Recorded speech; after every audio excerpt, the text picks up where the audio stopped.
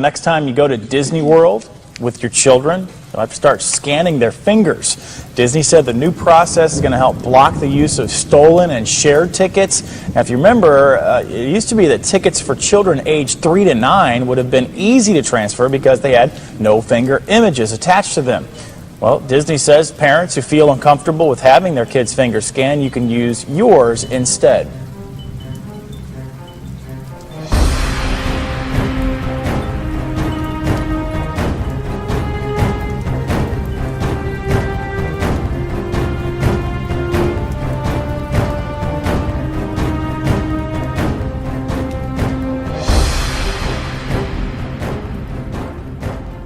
Okay, you're all set. Faircrest Middle School, Make sure you grab a fruit, okay?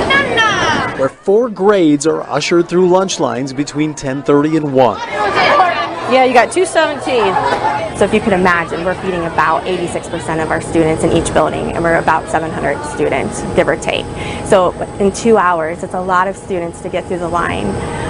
So with this, we are hoping that it will speed up the line. All right, you're all set. Thanks, Blake. After getting through the line, students used to have to enter a 6-digit PIN number to connect to their account. It just wasn't a very efficient process. Unfortunately, we have students behind them, watching them every time type in that 6-digit code. So there's a little security risk as we use that lunch code for other IDs within the school. Yeah, go ahead and put your finger on there. Starting this year, all the district needs is a finger swipe. Going today. Okay, you're all set. Thanks. They come through, put their finger, and then they just keep going. Other finger. I know it's... Okay, you're all set. Thanks. It is a biometric scan of the finger. It takes 7 points. Each point is attached a number, and that number is randomized. So yes, there is no way anyone could come in and say, I want Nick Stepanovich's fingerprint. You cannot pull it off of this system. All this technology is not necessarily foreign to these students. Even tech-savvy middle schoolers use biometrics to log on to their phone and to get into their computers. So this screen right here pulls up my account. It would tell you if I had money on it or not. The district says the new system can also remain with each student from their elementary years through graduation. The city of West Lafayette may fine pet owners if their animal ends up at a local shelter. The city of West Lafayette approved an ordinance last night to protect lost and neglected animals by getting them microchipped. In return, this keeps residents in the area safe. The Almost Home Humane Society sees about 150 pets from West Lafayette a year. Executive Director Stacy Rogers highly recommends getting them microchipped. I would highly recommend it. It's really the best way to make sure your pet's going to get back to you as soon as possible. The microchip is implanted underneath the animal's skin and programmed with the owner's contact information. This will be done to all impounded animals thanks to an ordinance passed Tuesday by the City Council. It's just a quick injection, just like getting a vaccine for your pet, and it's going to be there for the rest of their life. If an animal is impounded, the ordinance states that the owner has 4 days to pay a fine of $10 for the first offense, $20 for each offense in that same year. The owner will also be responsible for boarding and microchip implant fees. Mayor John Dennis was behind the ordinance. His dog was microchipped and he has seen no negative side effects. And we had the chip put in her, and it has changed her in no way. She's still a great, big, friendly, loving dog. There are a lot of things that can happen to animals if treated irresponsibly. Being a pet owner requires some degree of responsibility. And one of those responsibilities is properly chipping and identifying your dog. All right, cashless society, Rob. Could we head in that direction here in the U.S.? I think we are. Yeah. So, obviously, credit cards at gas stations, but you've been on an airplane recently. They don't take cash anymore. Cash is problematic. They don't take cash in parking lots. It's problematic because people steal it. It's problematic because not only do employees steal it, but sometimes bank robbers or robbers come into your store and steal it. So the most popular form of payment right now is still a debit card at 31% of all transactions. 26% people use cash. 22% use credit cards. Everyone should use credit cards with rewards. But I'll take that message to my grave, I get the feeling, because they're not exactly leading at this point in time. A lot of stores also want to become more minimalists, so they don't want cash, and they don't want their employees taking a big bag of cash to the bank in the middle of the night. So you're going to see more crimes cut down as we move more cashless. Right now, bring me a suitcase with hundreds of dollars of bills, and I'll push your product on TV. It's untraceable. I'll give you grams and grams and grams of cocaine. Suitcase of $100 bills. As we remove cash from society, crimes will be cut down. In 2012, quadriplegic Jan Schuerman fed herself for the first time using a robotic hand controlled by her thoughts. A sensor was wired into her brain which read her neural activity. Now researchers are working towards making those types of sensors wireless and tiny, smaller than a grain of sand. Hardly visible to the naked eye, this is what so-called neural dust looks like under a microscope. In rat experiments, researchers have proven that these tiny implantable machines can record neural activity in real time. There's a lot of excitement about the possibilities of being able to use neural signals, whether from the peripheral system or the central nervous system, to, control and actuate some motor prosthetic. And, that might be a limb prosthetic, it might be an exoskeleton, it might be something more advanced, like a speech generator. ¡Que viva la población transexual de Bolivia! ¡Que viva!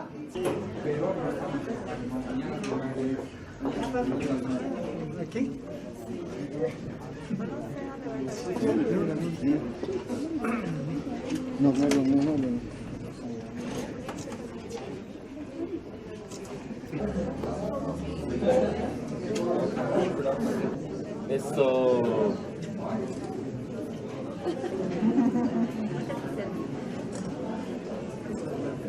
Asumí mi género femenino totalmente.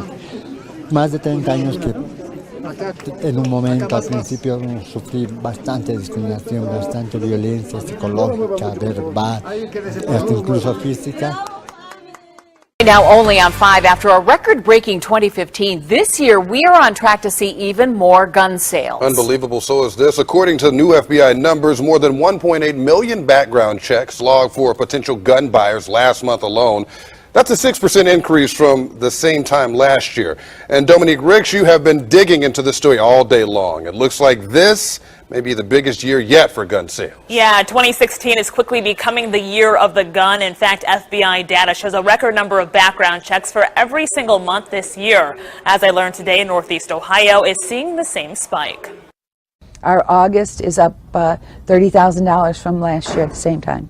July is usually our worst month of ever, and we're up about $30,000 there too. Diane Dawnette is the president of Stonewall Limited Gun Shop. She says it's been a wild summer. Gun sales are through the roof. People are worried about their safety. She says with the increase in public shootings, folks are taking safety into their own hands. Folks like Harold Wigand. Protecting my wife, my children, and all that. Wigand is a gun owner. It's a 9mm Ruger, semi-automatic. And has carried ever since it was legal 12.5 years ago. I'm proud that I'm able to carry a concealed weapon. We caught him eyeing a few pieces of metal and wanted to know why. You can't buy enough guns because in my eyes, they're trying to take the guns away from us. Election years tend to mean big business for gun shops. Folks buying because the future is not clear. Are they going to ban stuff? Are they not going to ban stuff?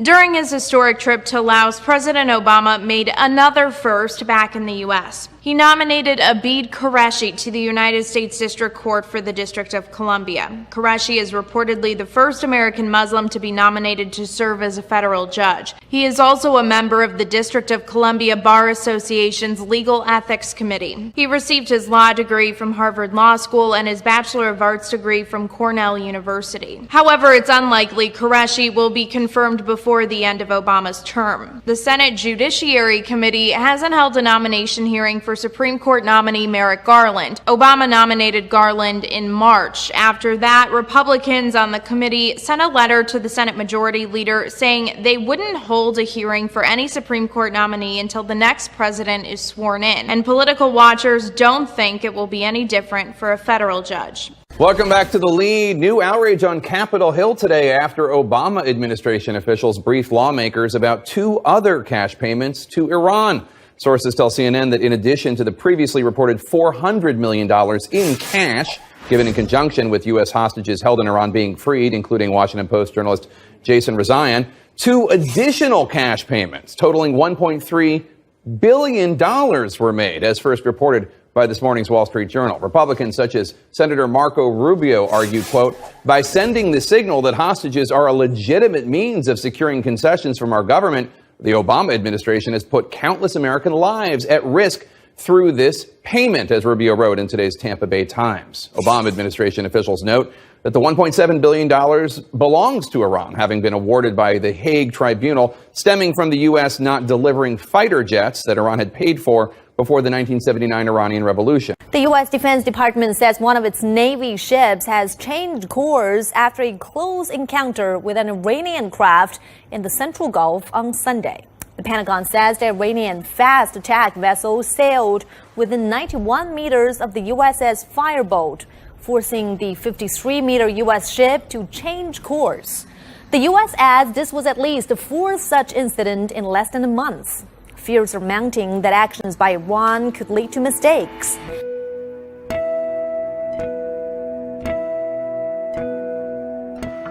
According to the Russian Ministry of Defense, 2 U.S. spy planes have been intercepted over the Black Sea near the Russian border.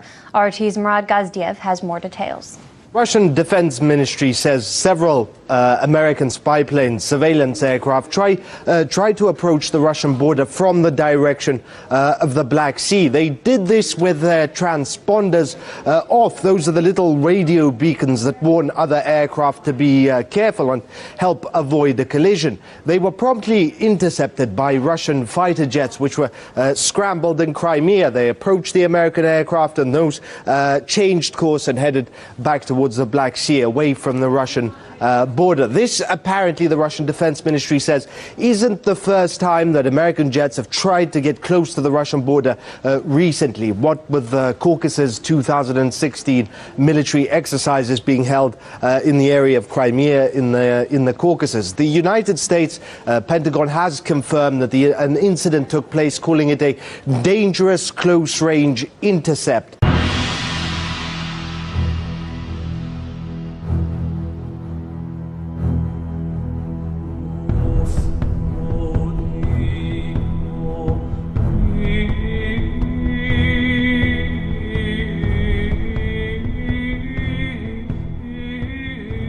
A large Hezbollah force, backed by the Syrian army and pro-Iranian Shiite militias, is building up outside Quneitra, just 2 kilometers from Israel's Golan border. Monday night, September 5, Iranian state-controlled media shed light on this movement, reporting that the combined force had completed preparations necessary for an extensive operation in southern Syria, adding, Hezbollah aims to put an end to the presence of armed men in the area close to the border.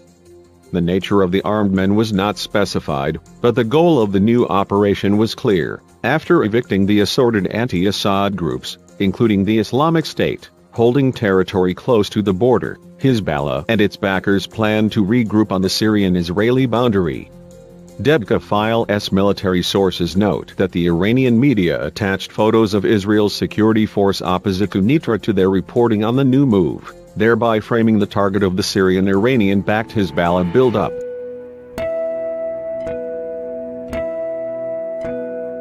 سوريا هي ليست مجرد جسر بين إيران وبين المقاومة بلبنان أو مقاومة فلسطين. هي مش إنه بس هي معبر، إنه والله في إمكانات إجت أو في تسهيلات أو في تدريب أو في دعم لوجستي معين، ليس فقط، لا، سوريا بما هي بإرادتها السياسية، بموقف قيادتها، بعدم استسهامها لإسرائيل، بعدم توقيع الصلح مع إسرائيل، بعدم تنازلها عن حقوقها الوطنية، بعدم تنازلها عن القضية الفلسطينية، ببنية جيشها، بعقيدته الوطنية، بعقيدته القتالية، بموقعها السياسي، وأيضا بمخازن الصواريخ، جزء من محور المقاومة، هي داعم للمقاومة مو جسر. 2 people have been detained in Paris after a car parked near Notre Dame Cathedral was found with 7 gas canisters inside. The registration plates had been removed from the vehicle. The owner of the car is reportedly on an intelligence service watch list of people suspected of religious radicalisation. In the latest attempt to prevent refugees from entering the UK, London has confirmed it will build a wall around the notorious jungle refugee camp in the French port town of Calais. Construction of the concrete structure, which will be 1 kilometre long and 4 metres tall, is due to start this month. Its cost is estimated at over €2 million, and it's due to be completed by the end of this year. 3.2 magnitude earthquake struck the northwest of the state of Washington on Tuesday night. The quake briefly shook homes and rattled residents. The USGS said the quake hit the Sudden Valley area at 11:50 p.m. local time.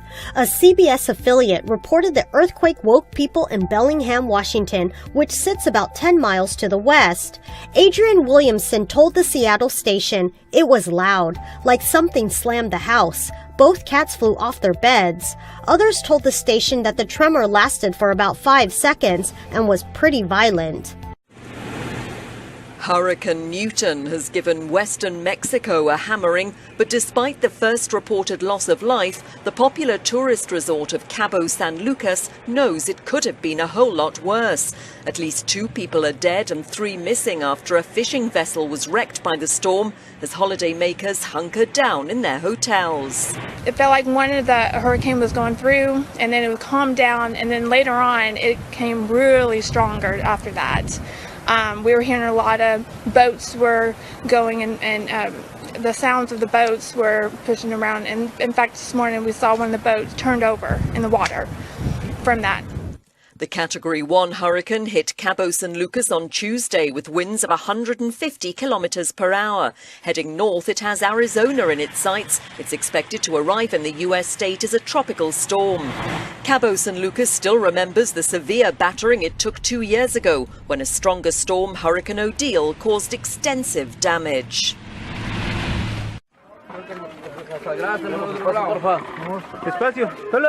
At least 9 people have died and 2 were missing after intense rains triggered a mudslide near Guatemala City. Local residents helped rescuers clean up the debris. Authorities opened shelters for those affected while emergency services looked for survivors. The rainfall caused flooding and mudslides across the Central American nation. Last year, Guatemala had one of its worst ever natural disasters after a deadly mudslide in the southeast of the country.